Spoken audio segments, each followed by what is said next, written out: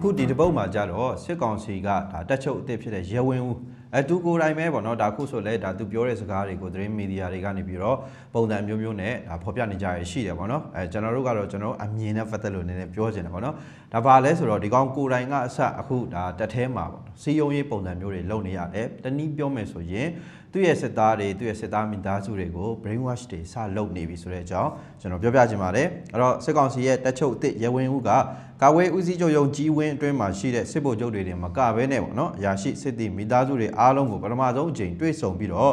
့ဒီတွေ့ဆုံမှုမှာသူပြောခဲ့တဲ့အကြောင်းတွေပေါ့နော်အဲဥစားရင်းနဲ့ပတ်သက်လို့ကျွန်တော်ပြောချင်တယ်အဲ့ဒါအမှန်တော့ဂျင်းထဲတာပေါ့နော်အဲ့ဒါဘာလဲဆိုတော့ဒီစစ်သားဘဝကယာခဲလာတာဖြစ်တဲ့အတွက်ပေါ့နော်ဂုံယူစွာနဲ့တာဝန်ထမ်းဆောင်မှုဆိုပြီးတော့ပြောတယ်တဲ့ပြီးရင်စစ်သားတွေရဲ့သူတို့ရဲ့မိသားစုတွေဒါဇနီးမယားတွေပေါ့နော်သူတို့ကိုလည်းဒါဟိုဒီသူကပါရမီဖြည့်ဘက်ကောင်းနေဖြစ်ဖို့ပေါ့နော်ဂုံယူစွာနဲ့ပါရမီဖြည့်ဖို့ဆိုပြီးတော့သူကပြောသွားတယ်ပြီးတော့ဒီတစ္ဆာတရားအကြောင်းသူကပြောတယ်တစ္ဆာရှိဖို့ပေါ့နော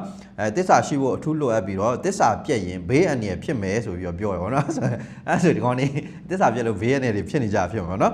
နောက်ထပ်ပြောတာတွေကကြတော့သူကငွေကြေးကိစ္စလူမှုရေးကိစ္စပြီးရင်မွေးရစေဝါကိစ္စတွေကဒီတက်မှာဆိုရင်ခွင့်လွတ်လို့မရတဲ့အမှားတွေပြစ်မှုတွေဖြစ်တယ်ပေါ့နော်ဒီလိုမျိုးကိစ္စတွေကျူးလွန်နေဆိုရင်တော့ဒါလုံးဝခွင့်မလွတ်ဘူးပေါ့လေနော်အဲ့လိုပုံစံမျိုးသူကပြောသွားတာတကယ်တမ်းတော့အဲ့ဒါကဝါရမိုင်းတိုက်နေတာပြောမယ်ဆိုရင်ဒါ brain wash လုပ်နေတယ်ဆိုပြီးတော့ပြောရမှာပေါ့နော်စစ်သားဘွားကရာခဲတယ်ပေါ့နော်ဒါရှေ့ပိုင်းမှာလည်းအဲ့လိုမျိုးတွေပြောကြတယ်ဟိုးရှေ့ကာလာတုန်းကလည်းပြောကြတာရှိတယ်ဘယ်လိုတွေပြောလဲဆိုတော့ဒီလူထဲမှာယောက်ျားပေါ့နော်ယောက်ျားထဲမှာစစ်သားပေါ့နော်စစ်သားထဲမှာစစ်ဘိုးဆိုပြီးတော့ထပ်ပြီးပြောတဲ့ကောင်တွေကရှိသေးတယ်ဗျအဲ့လိုပုံစံမျိုးပေါ့နော်သူကဒါရာခဲတယ်ပေါ့နော်ပြီးတော့ဒီစစ်သားတယောက်ဖြစ်ဖို့အတွက်ကအဆင့်ဆင့်ပေါ့နော်ပိုလောင်းဆိုလဲပိုလောင်းစစ်သားဆိုလဲဒီတာမန်အခြားဆင့်စစ်သားဆိုလဲစစ်သားပေါ့နော်အဲ့တော့သူကဒီစစ်တပ်ထဲကိုဝင်ခွင့်ရဖို့အတွက်ခက်ခဲဝင်ရတယ်အဆင့်ဆင့်တော့ဒ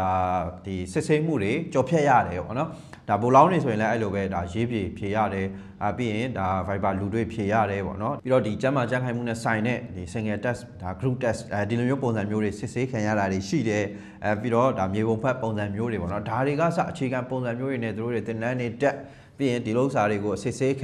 ံပြီးရင်အောင်မြင်ပြီဆိုတဲ့ခါကျမှဒါတင်တန်းချောင်းကိုရောက်ပြီးရင်အဲ့မှာကိုပဲထပ်ပြီးတော့သူကဒီဆေးစစ်သေးတယ်ပေါ့ဗျာဆေးကျမ်းမာရေးနဲ့ပတ်သက်တဲ့ဟာတွေကိုစစ်ဆေးတယ်အဲ့မှာကြာတယ်ဆိုရင်လည်းပြန်ရတယ်ပေါ့နော်သူတို့ပြောချင်တဲ့ပုံစံအဲ့လိုအဆင့်ဆင့်လာပြီးမှနောက်ဆုံးကြံခဲ့တဲ့သူတွေကပဲဖြစ်ခွင့်ရဒါတော့မှပဲသူကဘူလောင်း3နှစ်လုံးတက်ဘာပြဿနာဘာပြစ်မှုမှမရှိဘဲနဲ့နောက်ဆုံးကြောင်းဆင်းသွားပြီဆိုတဲ့အချိန်ကျမှရာရှိဖြစ်တာပေါ့နော်စစ်သားတွေဆိုလဲဒါအခြားစစ်သားတွေဆိုလဲအဲ့လိုပုံစံမျိုးပဲပေါ့နော်တင်တန်းကျောင်းတွေမှာခုနလိုပေမကျန်းတန်းခက်ပုံစံမျိုးတွေနဲ့သူတို့တွေတင်ကြားရတယ်စစ်ဆေးခံရတယ်စာမွေးတွေဖြေရတယ်ပြီးမှပဲစစ်သားဖြစ်တယ်ပေါ့နော်ပြီးတော့ဒီအလုပ်တွေကလူတိုင်းမလုပ်နိုင်တဲ့အလုပ်ဆိုပြီးတော့အဲ့ဂျင်းတွေကျွန်တော်တို့မိခဲ့တယ်ပေါ့နော်တကယ်လဲဒါဒီဥစ္စာကဒီအပြောတွေကတော့ဟုတ်တယ်တကယ်ကောင်းတယ်ပေါ့နော်။ဘာကြောင့်လဲဆိုတော့ဒါတကယ်ဒါရည်ရွယ်ချက်တွေဒါရည်မှန်းချက်တွေကကောင်းမယ်ဆိုရင်ဒီအလုပ်တွေကတကယ်မွန်မြတ်တဲ့အလုပ်တွေဖြစ်တယ်။ကိုယ်နိုင်ငံအတွက်ကိုယ်ပြည်သူအတွက်တကယ်ဒါလုပ်ခွင့်ရမယ်ဆိုရင်ဒီအလုပ်တွေကတကယ်ကိုမွန်မြတ်တယ်။ဒါပေမဲ့လက်ရှိဖြစ်နေတဲ့အနေအထားအဲ့လိုမှမဟုတ်တာတိုင်းပြည်အတွက်တိုက်နေတာလည်းမဟုတ်ဘူးပြည်သူအတွက်တိုက်နေတာလည်းမဟုတ်ဘူးကိုယ်ပြည်သူကိုပြန်ပြီးတော့ဒါတိုက်ခိုက်တာတွေတပ်ဖြတ်တာတွေနှိပ်စက်တာတွေဖိနှိပ်တာတွေလုပ်ဖို့အတွက်ဒီစစ်သားတွေကိုစုဆောင်းနေတာဖြစ်တယ်ပေါ့နော်ပြီးတော့သူပြောသလိုပဲစစ်သားဘွားကယာခဲတယ်ဆိုတဲ့အခါကဟုတ်ရဲ့လားပေါ့နော်ဒီနေ့ဒီချိန်ဒါမင်းအောင်လှိုင်တို့စစ်အုပ်စုတွေလုပ်နေပါတယ်ဆိုတဲ့စစ်သားစုဆောင်းရေးကိုကြည့်မယ်ဆိုရင်စစ်သားမဖြစ်ချင်လို့ကိုထွက်ပြေးနေရတာတွေရှိတယ်ဖြစ်ဖို့အတွက်ယာခိုင်နှုန်းများလို့ပေါ့ဗျာဘာကြောင့်လဲဆိုတော့ကျောင်းကနေအပြန်ရုံးကနေအပြန်အလုပ်ကနေအပြန်အိမ်ပြန်မရောက်ခင်လမ်းမာတင်ကိုပဲစစ်ကောင်စီစစ်သားဖြစ်သွားနိုင်ကြအများကြီးရှိတယ်။ဘာကြောင့်လဲပေါ်တာတွေလိုက်ဆွဲနေတယ်အတင်းအဓမ္မဖမ်းဆီးခေါ်ဆောင်နေတယ်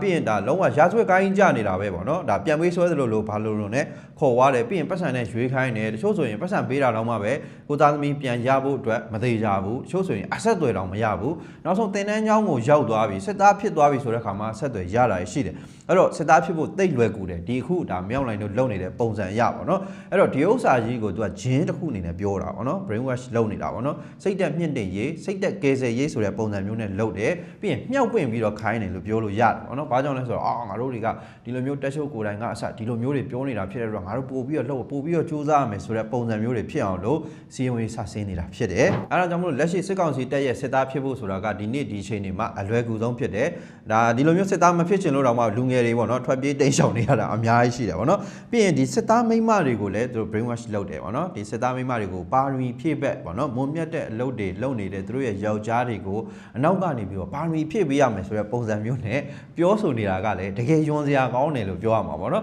်ဒါကတော့ဟိုးအစောပိုင်းနေကလေးကဒီဥစ္စာကြီးကယွန်စရာကောင်းတယ်ဆိုတဲ့ဟာကျွန်တော်တို့သိကြပါတယ်ဘာကြောင့်လဲဆိုတော့စစ်သားမိန်းမတွေကအောက်ခြေစစ်သားတွေဆိုရင်ပို့ပြီးတော့မှဆိုးသေးတယ်သူတို့ရဲ့မိန်းမတွေကအစီခံအစ်စ်ပဲရှိတယ်ကျွန်းအဆင့်ပဲရှိတယ်ပေါ့နော်ဒါတန်ရင်မှုအိမ်ဒီလိုမျိုးအရာရှိကြီးတဲ့အိမ်မှာသွားပြီးတော့ခိုင်းဘက်လုံးဝအောက်ခြေသိမ်းအလုပ်ပေါ့နော်ကျန်းတိုက်ဝစ်ရှော့ဒီလိုမျိုးပုံစံမျိုးတွေပဲလောက်ခိုင်းခံနေရတဲ့ကျွန်းသားကျွန်းလို့ပဲပြောပါတော့ဗျာကျွန်းထက်တောင်မှပို့ပြီးတော့စိုးသေးတယ်ပေါ့နော်အဲ့လိုပုံစံမျိုးတွေလောက်ခိုင်းခံနေရတာဖြစ်တယ်အဲ့ဒါကိုပဲပေါ့နော်သူတို့ကပါရမီဖြည့်ဘက်ဆိုတဲ့ခေါင်းစဉ်တက်လိုက်တယ်တစိ့ကတ်လိုက်တယ်ဒါကြီးကိုပဲဂုံယူစရာဆိုတဲ့ပုံစံမျိုးနဲ့ပြောတယ်တကယ်တည်းသူ့ရဲ့ယောက်ျားအတွက်သူ့ရဲ့မိသားစုအတွက်ပေါ့နော်ပါရမီဖြည့်မဲ့အလုပ်တွေလုပ်ကိုမလုပ်နိုင်တာအားကိုမအားတာခုနလူကြီးအိမ်ကနေကိုပြန်မလာရလို့အဲ့လိုပုံစံမျိုးတခါတလေဆိုရင်ရန်နေတောင်ဖြစ်ကြတယ်ဘာကြောင့်လဲဆိုတော့အဲ့လိုမျိုးချိန်လုံးဒီလူကြီးအိမ်မှာပဲသွားပြီးတော့ဒီအလုပ်တွေလုပ်ပေးနေရတယ်ယောက်ျားပြန်လာတယ်စားစရာထမင်းမရှိဘူးဟင်းမရှိဘူးပေါ့နော်အဲ့မှာပြဿနာတွေရှာရန်နေဖြစ်ရုံးနေရောက်ဖြည့်ရှင်းဒီလိုပုံစံမျိုးတွေကျွန်တော်တို့အများကြီးကြုံတွေ့ခဲ့ရတာဖြစ်တယ်နောက်ကြပြောချင်တာဒီဟာကလည်းခေါင်းစဉ်တက်ဂျင်းထဲ့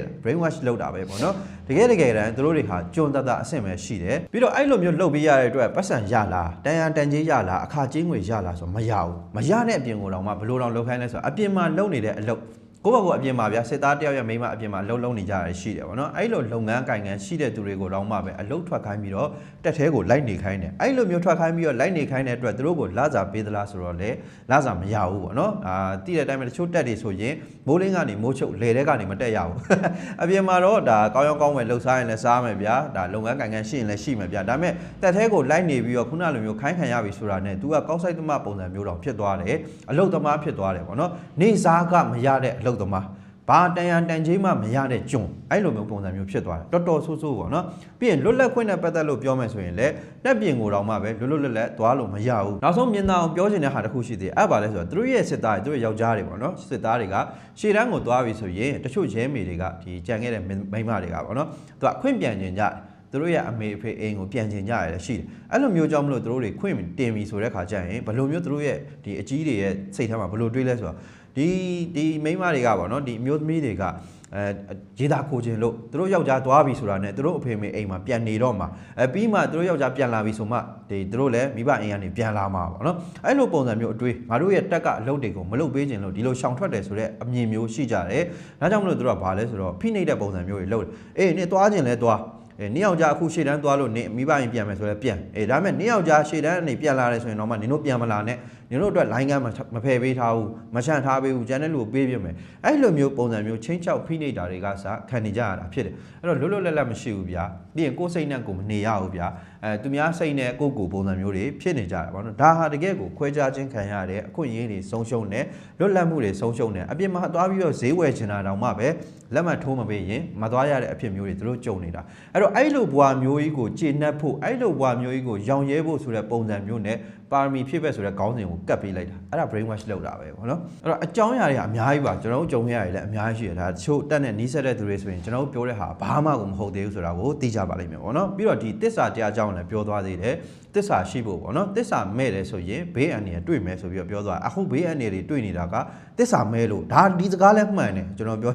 သူတို့ပြောတဲ့စကားတွေအကုန်လုံးကမှန်တယ်ဘယ်လိုမျိုးတစ္ဆာမဲ့လို့လဲပြည်သူပေါ်မှာတစ္ဆာမဲ့လို့နိုင်ငံပေါ်မှာတစ္ဆာမဲ့လို့ပေါ့နော်ဘယ်မှာသွားပြီးတော့တစ္ဆာရှိလို့လဲအာနာရှင်ပေါ်မှာသွားပြီးတော့တစ္ဆာရှိလို့အခုလိုအသေးဆိုးတွေနဲ့ကြုံတွေ့နေရတာဖြစ်တယ်ပေါ့နော်အဲ့တော့တကယ်ကိုတစ္ဆာရှိစေခြင်းနဲ့လောက်ရက်တွေလောက်ခဲ့မယ်ဆိုရင်အခုလိုမျိုးတစ္ဆာမမဲပါနဲ့ဘာညာဆိုပြီးတော့ဒီလိုမျိုးဒါရုံရင်းလိုကောင်မျိုးတွေကလိုက်ပြီးတော့ပြောနေစရာကိုမလိုတာသူတို့ကတကယ်တစ္ဆာရှိစေခြင်းနဲ့လောက်ရက်တွေလောက်ခဲ့မယ်ဆိုရင်ပေါ့ဗျာအဲ့တော့ပြီးရင်သူတို့လောက်ခဲ့တဲ့ဟာတွေကိုပြန်လောက်ခံမှာကြောက်တယ်လို့ပြောရမယ်ပေါ့နော်အခုတိုက်ပွဲတွေမှာကြည့်လိုက်မယ်ဆိုရင်ထွက်ပြေးတာတွေပြီးရင်ဒါလက်နက်ချတာအညံ့ခံတာပေါ့နော်ဒီလိုမျိုးပုံစံမျိုးတွေကလည်းအများကြီးတွေ့ရတယ်ပြီးရင်ဗတ်ပြောင်းခိုလုံတာတွေလည်းအများကြီးတွေ့ရတယ်ပေါ့နော်တိတ်ဆုံးတာကတော့တစ်ပိုင်းပေါ့လေအဲ့ဒါတော့သူတို့ကအာနာရှင်တဲ့အသက်ပေးတာပေါ့နော်ဒါပေမဲ့ခုနလိုကိစ္စမျိုးတွေများလာတယ်ဆိုရင်သူတို့စစ်သားဘလောက်ပဲစုစစ်မြေပြင်ကိုလွှတ်လိုက်တဲ့အခါအင်အားမကြံဘူးအဲ့ဥစ္စာတွေကိုဖြစ်မှာဆိုလို့ခုလိုမျိုး brain wash တွေလုပ်နေတယ်လို့ဒါယူဆနိုင်တယ်နောက်တစ်ခုသူတို့လှုပ်တယ်လို့သူတို့ကိုပြန်လှုပ်ခံရမှာကြောက်လို့ဘာကြောင့်လဲဆိုတော့သူတို့ကိုယ်တိုင်နိုင်ငံအပေါ်မှာတစ္ဆာမဲခဲ့တယ်သူတို့ကိုယ်တိုင်ပြည်သူပေါ်မှာတစ္ဆာမဲခဲ့တယ်အဲ့ဒါကြောင့်မလို့ငါတို့လှုပ်တယ်လို့ငါတို့ကိုများပြန်လှုပ်ခံရမလားဆိုတဲ့အတွေးမျိုးနဲ့အခုလိုမျိုးသိုးရင်ပူပန်ပြီးတော့လိုက်ပြီးတော့မှားနေရတာဖြစ်တယ်လို့ဒါကျွန်တော်တို့ပြောချင်တာပေါ့နော်ပြီးရင်ထပ်ပြီးတော့ပြောသေးတာရှိသေးတယ်အဲ့ဒါဘာလဲဆိုတော့ငွေကြေးကိစ္စ လူမှုရေးကိစ္စပြီးရင်မွေးစေဝါကိစ္စပေါ့နော်ဒီကိစ္စတွေကသူတို့စစ်တပ်မှာပေါ့နော်ဒါစစ်ကောင်စီတပ်မှာခွင့်လွတ်လို့မရတဲ့အမားတွေကျူးလွန်တယ်ပြစ်မှုတွေကျူးလွန်တယ်ဆိုတဲ့ပုံစံမျိုးသတ်မှတ်ထားတယ်တဲ့အဲ့လိုမျိုးအကြီးပိုင်းဆိုတဲ့ကောင်တွေကပဲအဲ့လိုမျိုးပြစ်မှုတွေကိုကျူးလွန်နေတာပေါ့နော်အဲ့တော့အကြီးပိုင်းကကောင်တွေကျူးလွန်နေတယ်ဆိုရင်တော့ဒါအပြစ်မဖြစ်တော့ဘူးသူကစီးပွားရေးလုပ်ငန်းဖြစ်သွားပြီအဲ့ဒါကြတော့အဲ့လိုမျိုးမွေးစေဝါဆိုလဲခုနကလိုပေါ့နော်အောက်ခြေကကောင်တွေကသုံးဆွဲတယ်ရောင်းဝယ်တယ်ဒီလိုမျိုးပုံစံမျိုးတေးသေးဖွဲဖွဲဒါတေးသေးဖွဲဖွဲဆိုပေမဲ့လည်းသူတို့တော်တော်ကြီးရပါနဲ့နော်ဒါပေမဲ့ခုနကလိုအကြီးပိုင်းဆိုတဲ့စစ်ဗိုလ်ချုပ်ဆိုတဲ့ကောင်တွေလှုပ်လိုက်ရင်တန်ချိန်နဲ့ချီတယ်ဘီလီယံနဲ့ချီတယ်ပေါ့နော်တန်ဖိုးအဖြစ်အဲ့လိုမျိုးပုံစံမျိုးတွေဆိုရင်တော့ဘာမှအပြစ်မရှိဘူးအဲ့ခါကျရင်တော့ तू ကပိုင်ရှင်မဲ့ဆိုတဲ့ပုံစံမျိုးဖြစ်သွားတယ်အဲ့ဒါစီးပွားရေးဖြစ်သွားတယ်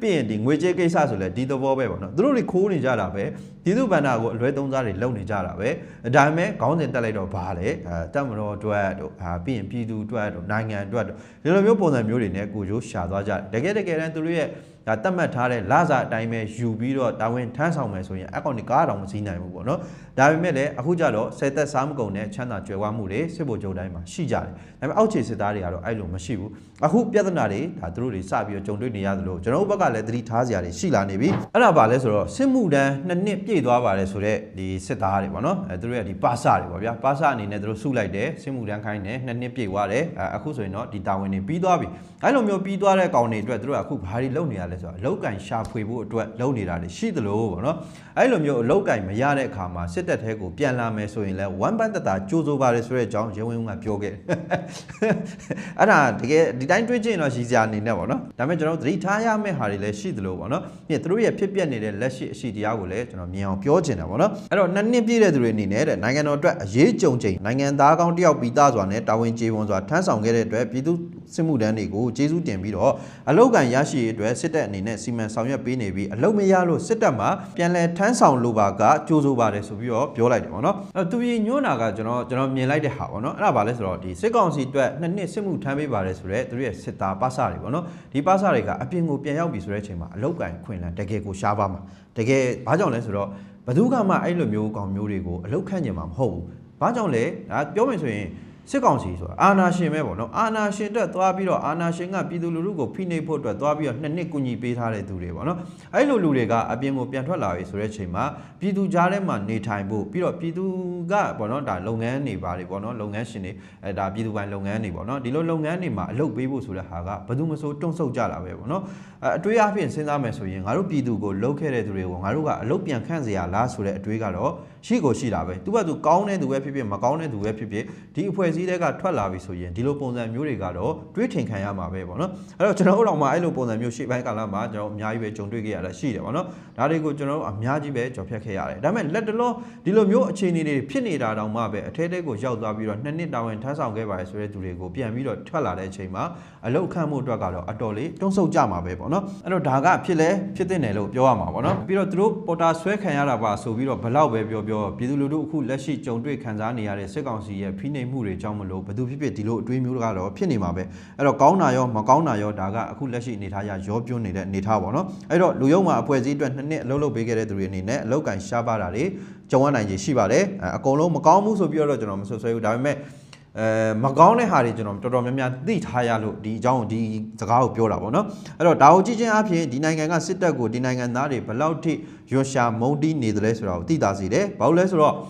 ့ဒီစစ်သားတွေကဒီခုနကျွန်တော်ပြောသလိုပေါ့နော်နိုင်ငံအတွက်တာဝန်သွားထမ်းတာမဟုတ်ဘူးပြည်သူအတွက်သွားပြီးအလုပ်လုပ်ပေးတာမဟုတ်ဘူးဒီအာဏာရှင်တွေကပြည်သူကိုနှိပ်စက်ဖိနှိပ်ဖို့အတွက်ဒါပို့ပြီးတော့အဲ့လုပ်တွေလုပ်နိုင်ဖို့အတွက်ဒီလိုမျိုးဒါပါစာတွေကသွားပြီးတော့2နှစ်ကူညီပေးခဲ့တာဖြစ်တယ်ပေါ့နော်ဒါကြောင့်သူများနိုင်ငံတွေနဲ့ကွာသွားတယ်သူများနိုင်ငံကဒါခုနလိုမျိုးဒါစစ်တပ်အတွက်တာဝန်ထမ်းဆောင်ပြီးတော့ထွက်လာတယ်ဆိုရင်တော့မှပဲပေါ့နော်ဒါစစ်သားဟောင်းနေဆိုရင်ဘယ်လောက်ထိတန်ဖိုးထားသလဲဘယ်လောက်ထိလေးစားသလဲဆိုတဲ့ဟာကိုကျွန်တော်တို့ဒါဒီ social media တွေမှာလည်းတွေ့မြင်ရပါလိမ့်မယ်ပေါ့နော်ဒါဗီဒီယိုရုပ်သံအတူလေးတွေနဲ့လည်းတွေ့ရလိမ့်မယ်သူတို့စားနေတဲ့အစားအသောက်နဲ့ပတ်သက်လို့ဒါသူတို့ဈေးဝယ်နေရတဲ့ပတ်သက်လို့ပြည်သူတွေကဝင်ပြီးတော့သူတို့ကိုစစ်သားဟောင်းမှန်းသိတဲ့အချိန်မှာပေါ့နော်ဝင်ပြီးရှင်းပေးသွားတာတွေပြီးရင်နိုင်ငံအတွက်တာဝန်ထမ်းဆောင်ပေးခဲ့လို့ကျေးဇူးတင်ပါတယ်ဆိုတဲ့ပုံစံမျိုး ဒါလေးလေးစားစားပြောကြတဲ့ဟာမျိုးတွေမြင်တွေ့ရလိမ့်မယ်အဲ့ဒါဘာလဲဆိုတော့သူနိုင်ငံအတွက်အမှုထမ်းတာသူ့ပြည်သူတွေအတွက်အမှုထမ်းတာအခုစစ်ကောင်စီစစ်သားတွေကြအဲ့လိုမဟုတ်ဘူးအာဏာရှင်အတွက်အမှုထမ်းခဲ့တာအဲ့အာဏာရှင်ကပြည်သူကိုနှိပ်စက်နေတာဒါကြောင့်မလို့ဒီလိုမျိုးခံစားရတယ်ဆိုတာလည်းမဆန်းဘူးပေါ့နော်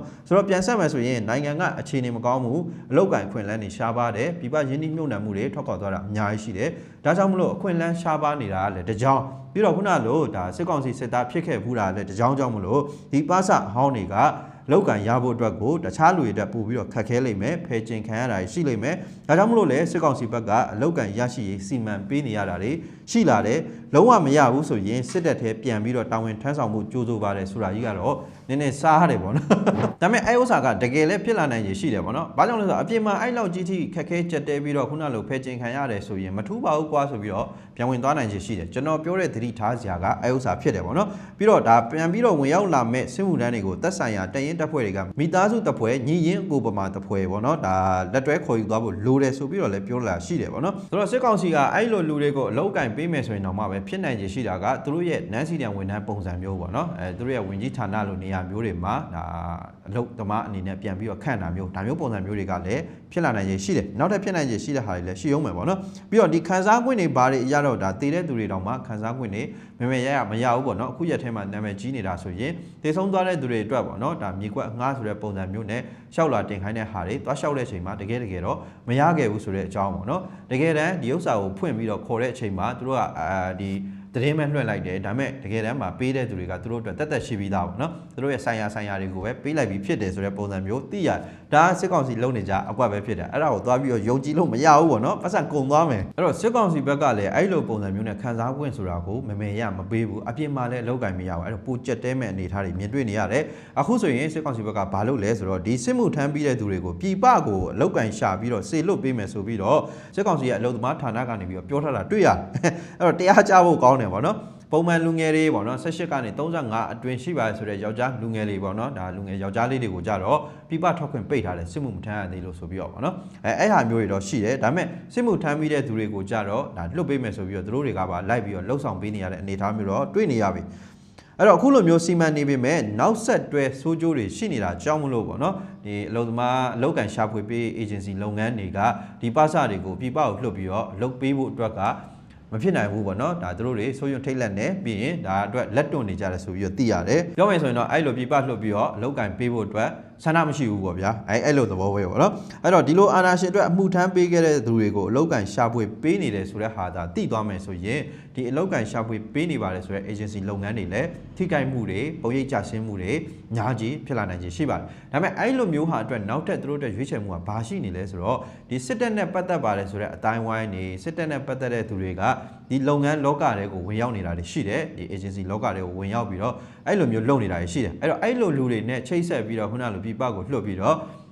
ခုနလောက်ကင်ပေးမဲ့ပုံစံမျိုးတွေလည်းမြင်တွေ့နေရတယ်ဒါပေမဲ့တို့ဘယ်လောက်ထိလုပ်ပေးမလဲဆိုတော့မပြောတတ်သေးဘူးပေါ့နော်ဒါဖြစ်နိုင်ခြေကိုတွက်ကြည့်တာဖြစ်တယ်အဲ့တော့ကျွန်တော်တို့ဘက်ကသတိထားစရာတွေကအဲ့ဟာတွေဖြစ်တယ်အဲ့တော့အဲ့ဟာတွေကိုဘယ်လိုမျိုးပုံစံမျိုးနဲ့တုံ့ပြန်မလဲဘယ်လိုမျိုးပြန်ပြီးတော့ဖြည့်ရှင်းကြမလဲဆိုတဲ့ဟာတွေကလည်းရေးကြည့်ပါတယ်ပေါ့နော်ဆိုတော့အသက်18ကနေပြီးတော့35လူငယ်တွေကိုကြတော့ပြပထွက်ပြီးတော့အလုပ်လုပ်ခွင့်ပိတ်ထားတယ်ဒါပေမဲ့စစ်မှုထမ်းပြီးရင်တော့ပြပမှာအလုပ်လုပ်ဖို့စီစဉ်ပေးမယ်ဆိုတာကတနည်းအားဖြင့်ပြောမယ်ဆိုရင်စစ်ကောင်စီကတစ်ဖက်လက်နဲ့စစ်မှုထမ်းတွေများလာဖို့အတွက်မလုံးပေးတယ်လို့လည်းယူဆလို့ရပါတယ်အေးငါတို့2နှစ်စစ်မှုထမ်းပြီးရင်တော့ငါတို့ဒီလိုထွက်ခွင့်ရမှာပဲလွတ်လပ်မှုပြန်ရမှာပဲဆိုတဲ့အတွေးနဲ့ဝင်လာကြဖို့အတွက်မျှော်လင့်နေတာလည်းဖြစ်ကောင်းဖြစ်နိုင်တယ်ပေါ့နော်အဲ့တော့ဒါကတော့ဒါရန်ဝင်ဦးရဲ့ဂျင်းနေနဲ့ပတ်သက်တဲ့ဟာကိုပြောပြတာပေါ့နော်ပြီးတော့ဒီဖိလစ်ပိုင်နဲ့ပတ်သက်လို့ပေါ့နော်ဖိလစ်ပိုင်ဟာဒီရက်ထဲမှာမြန်မာအရေးပြီးရင်အမေစုအရေးကိစ္စဒီကိစ္စတွေနဲ့ပတ်သက်လို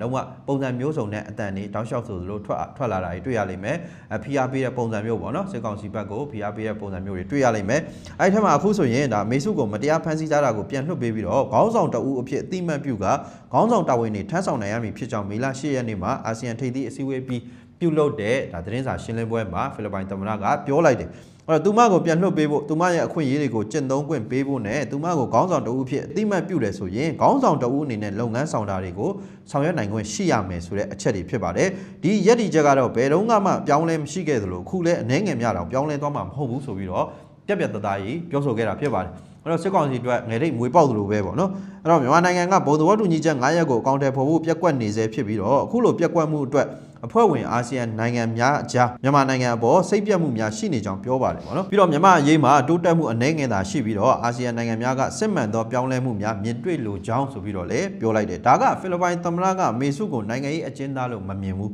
မေဆုကိုမြန်မာနိုင်ငံရဲ့တရားဝင်ခေါင်းဆောင်တယောက်လို့ရှုမြင်လိုက်တာဖြစ်တယ်အတိမတ်ပြုပြောဆိုသွားတာဖြစ်တယ်ခေါင်းဆောင်ဖြစ်အတိမတ်ပြုရင်လုပ်ငန်းဆောင်တာတွေဆောင်ရွက်ခွင့်ရှိရမယ်ဆိုပြီးတော့ပြောသွားတာကလည်းမင်းအွန်လိုင်းကိုအထိနာစေတယ်ပေါ့နော်လက်တော်ဒါသမ္မတအတင်းလုံနေပါတယ်ဆိုတော့မင်းအွန်လိုင်းကိုအတိမတ်မပြုဘူးပြီးရင်မင်းလုံနေတဲ့အလုပ်တွေကိုလည်းမင်းဖော်ဆောင်နေတဲ့အလုပ်တွေကိုလည်းငါတို့အတိမတ်မပြုဘူးငါတို့အတိမတ်ပြုထားတဲ့ဟာကဒီဟာဖြစ်တယ်အဲ့လိုမျိုးအတွက်ဘာတွေလုပ်ပေးဆိုတဲ့ပုံစံမျိုးထပ်ပြီးတော့ PR ပေးပြောဆိုလိုက်တဲ့ပုံစံမျိုးဖြစ်ပါတယ်ဒါသမ္မတတယောက်ရဲ့နှုတ်ထွက်စကားပေါ့နော်အဲ့တော့အချက်၅ချက်ကိုအကောင့်ထဲမဖော်ဘူးဆိုတဲ့ဟာကိုလည်းထပ်လောင်းပြီးတော့ပြောလိုက်တယ်အဲ့တော့မင်းအွန်လိုင်းကသိတဲ့အတိုင်းပဲဒီ၅ချက်ကိုအကောင့်ထဲဖော်နေပါတယ်ဆိုတဲ့ပုံစံမျိုးနဲ့ဇွတ်တင်းကိုသူကဒီအာဆီယံနဲ့ဝင်ခွင့်ရဖို့စူးစမ်းနေတာရှိတယ်လိုက်ပြီးတော့စီးရုံနေတာတွေရှိတယ်အခုဆိုရင်ဘယ်နိုင်ငံတွေကမင်းအွန်လိုင်းကိုအာဆီယံနဲ့ဝင်စေချင်တယ်ဘယ်နိုင်ငံတွေကတော့ဘုံသဘောတူညီချက်၅ရက်ကိုဒါကင်ဆွဲထားပြီးတော့ပေါ့နော်ဒီဥစ္စာတိုင်းလှုပ်ဆောင်မယ်ဆိုမှဒါရှေ့ဆက်စကားပြောမယ်ဆိုတဲ့ပုံစံမျိုးတွေရှိနေကြတယ်အဲ့တော့အဖွဲ့တွေတော့အဲ့လိုမျိုးတွေဒါဆန္ဒတွေကွဲလာနေပြီဖြစ်တယ်ပေါ့နော်ဆိုတော့မင်းအွန်လိုင်းကနီးမျိုးစုံတုံးပြီးတော့စီးအောင်သိမ်းသွင်းမှုတွေလုပ်နေတယ်ဒါပေမဲ့ဖိလစ်ပိုင်သမ္မတကအခုလိုမျိုးပြောလိုက်တဲ့ဟာကကြတော့မင်းတို့လုပ်နေတာတွေငါတို့သိတယ်ဒီ၅ချက်နဲ့ပတ်သက်လို့မင်းတို့အကောင့်ထဲပေါ်မှုလုံးဝအားနည်းနေတယ်ဆိုပြီးတော့ပိတ်ပြောလိုက်တယ်ပေါ့နော်အဲ့တော့ဒီသတင်းစကားတွေကမင်းအွန်လိုင်းအတွက်အရန်ကို PR များစေတယ်ဘာကြောင့်လဲဆိုတော့အခုလက်ရှိမှာအာဆီယံဥက္ကဋ္ဌဒါအလှည့်ကျတာဝန်ယူထားတာကဖိလစ်ပိုင်နိုင်ငံဖြစ်တယ်အခုသမ္မတကလည်းဖိလစ်ပိုင်သမ္မတဖြစ်တယ်ပေါ့နော်အဲ့တော့သမ္မတကဒီလိုမျိုးပြောလိုက်တဲ့စကားတွေဟာပေါ့နော်ဖိလစ်ပိုင်တနိုင်ငံနဲ့ကိုစားပြုတာထက်ပိုတယ်ဆိုတဲ့အကြောင်းဒီညနေပြောချင်ပါတယ်ဗျအားလုံးပဲကျေးဇူးတင်ပါတယ်